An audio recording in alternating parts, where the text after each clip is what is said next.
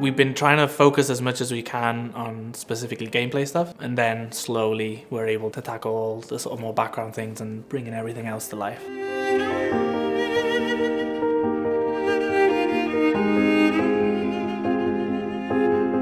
It's a bit of a crazy time because it feels like you have to just cram all of this stuff in, all of this content that it's thought out and sort of locked in. We know what the game is like, we know the scripts, we know all that kind of stuff. We hit our alpha deadline a while back and the game has been playable from start to finish for a while now, but now the particulars of those things are being locked in, and it's really nice to see the team sort of moving towards this goal and everything becoming more and more finalized.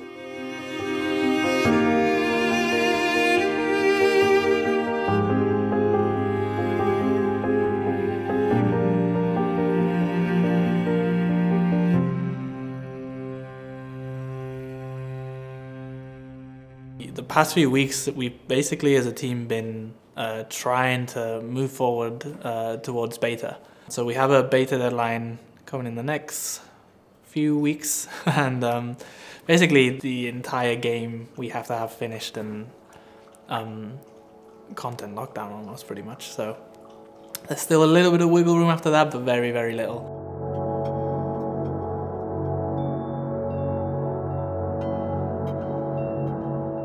So that means that for me, for example, I'm working on finalizing the characters, all the textures, hair stuff is all going in, how their clothing's going to react, physics and all that kind of thing. And that's really what I've been focusing on, as well as sort of the VFX and tech side of thing that needs doing for, you know, if designers have a specific need for a puzzle that needs a particular piece of tech, or just general in-world particle systems and just general set dressing from a more technical VFX side of things, rather than, you know, specifically environment art, at least on my end. Yeah, I'm losing myself now. That's great. Things are evolving, but at much more minuscule things of the game are evolving. So before, where, for example, when we were getting towards alpha, there was still room to just go like, oh, this puzzle doesn't work completely, we can change it to something else, or like a particular part of the environment has to change.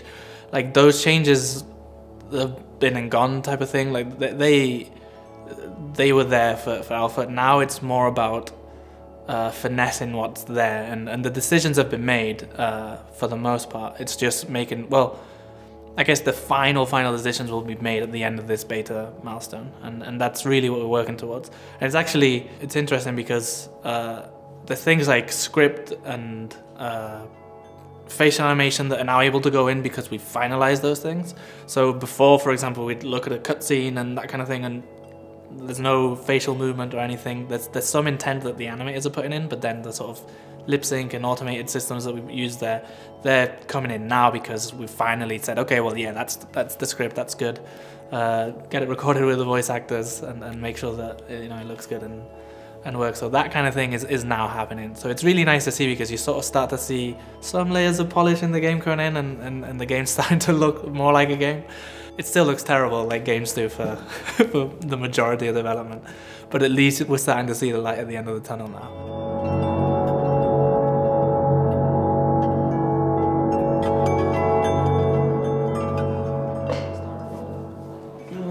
Do you wanna be on cam? Apparently not. Hey!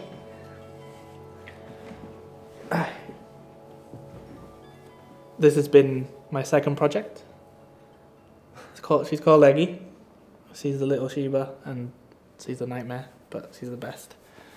And she's actually been my window to the world in a way, because like before Harry and I didn't go out that much, and now I have the responsibility to go out twice a day at least.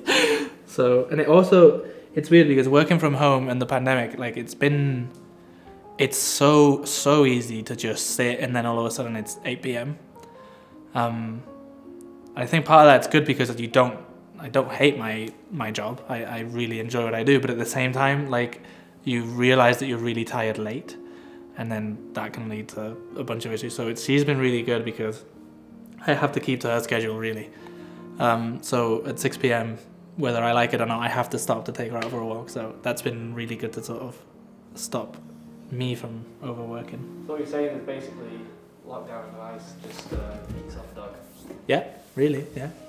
I'd recommend it.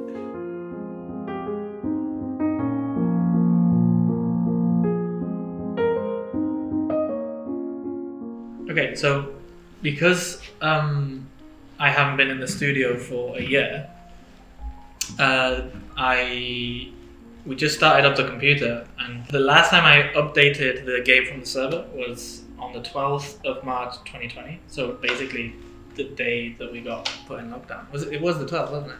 I think 17th or 18th maybe. Oh really? Okay. Yeah, we left a week. We started our lockdown a week early. Yeah.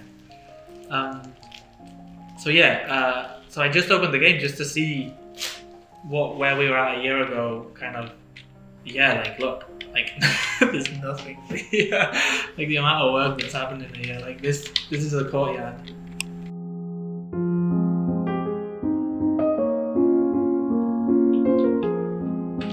And like, there's no background.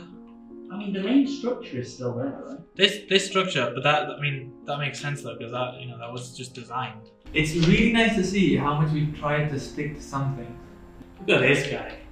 He just looks mean, man. How sweet was he when he was Philip? Lovely, lovely old man. More of this. He's gone through many barrels. Oh, come on then, come down. Yeah. Come take a sip with me. Oh, I quite like that. And really, that was the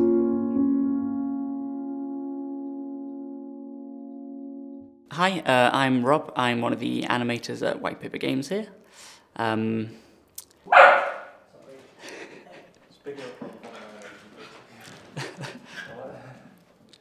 just gonna take her out. Okay.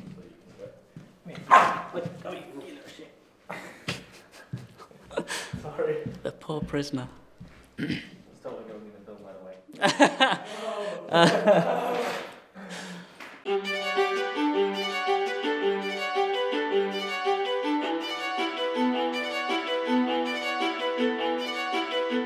It's been surprising how smooth it's been.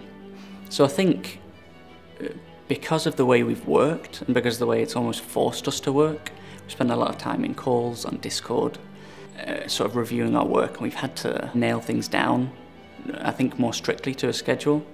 Even when we've been bringing new people onto the team, they've had no issue just working remotely, just getting to know the team just via video calls. So every morning we'll make sure we have a video call, we'll chat about what we're doing for the week, and we'll all have our cameras on so they'll get to see each other and just see more human faces, because that doesn't happen too often these days.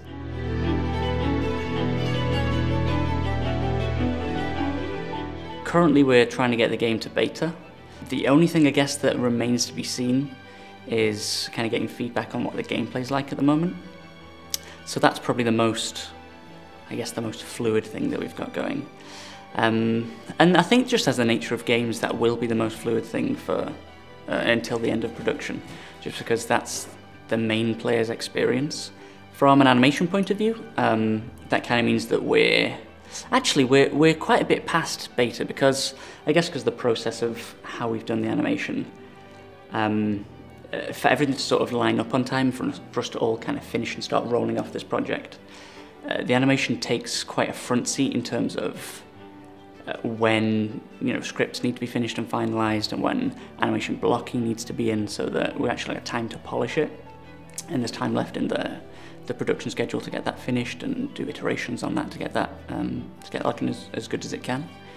Which means, as the whole team is working towards beta, which is kind of getting the block of everything in, the understanding of how the game works, and make sure the player understands everything that's going on in the game when they play through it, it means the animation is actually a bit ahead of that, and we've probably got like 80% of it polished now. So I've been spending most of my time focusing on the sort of core interaction elements of the game, where the player interacts with some of the characters. The player will have these interactions, they'll be able to stop at certain parts of the conversation and sort of interject and ask a question.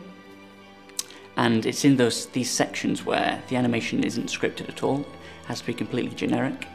And those are the sections that aren't really online at the moment. They're the most, I guess, in flux, and it feels currently like they're the bits that we can kind of tie up fairly quickly. compared to the main scripted pieces. The process for that currently is, you know, I will spend a lot of time, and Harry as well, or the main animator, will spend a lot of time with NJ, just on like Discord calls, sharing our screens, and we'll look at the block of a certain part of these scripted scenes, and then this will be the next bit that we're looking to polish. And we'll pull the block apart, you know, we'll make sure the intention's there we wanted, that connects to the script, that the character's acting in the right way, and that the player sort of understands the character's intentions and what they mean when they're saying certain things. And we'll see if we can squeeze any more things into that block before we move on to the polish. And then after that, we'll review it one more time. And then we'll just move straight onto the polish and get that into the engine. So that really as fast as we can, we're getting everything into the engine. And we get it working with all the systems in the engine there, and it can be tested as soon as possible.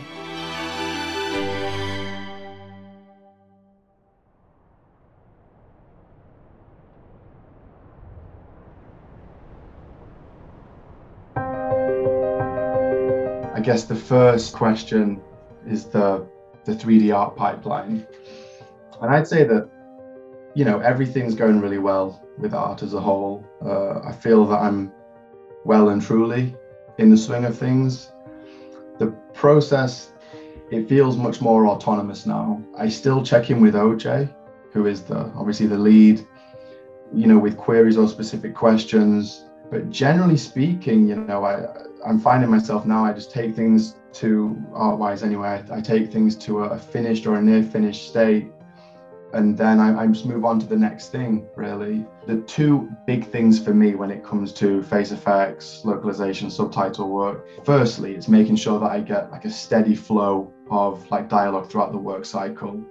You know, I want to be able to complete things in good time and not cramming in things right at the end.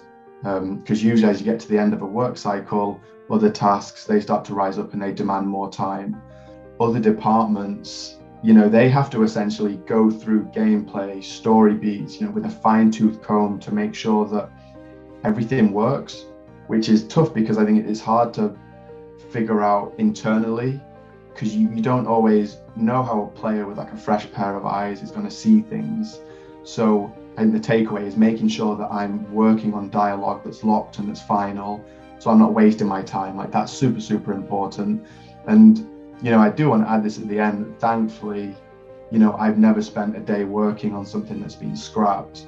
And, you know, Pete is very conscious of people working like long hours. You know, it's something that's, I always felt is like really evident from the day-to-day planning here. You know, everyone's very conscious about it and making sure that people aren't grinding themselves far too hard.